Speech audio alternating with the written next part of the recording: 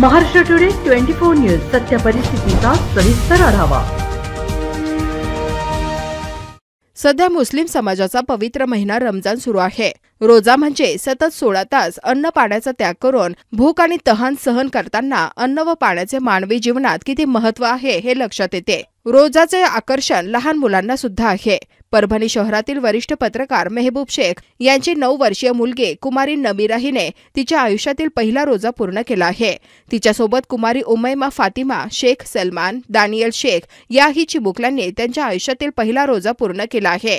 Maharashtra today मराठीसाठी bureau report Mehboob Shaikh, Parbhani.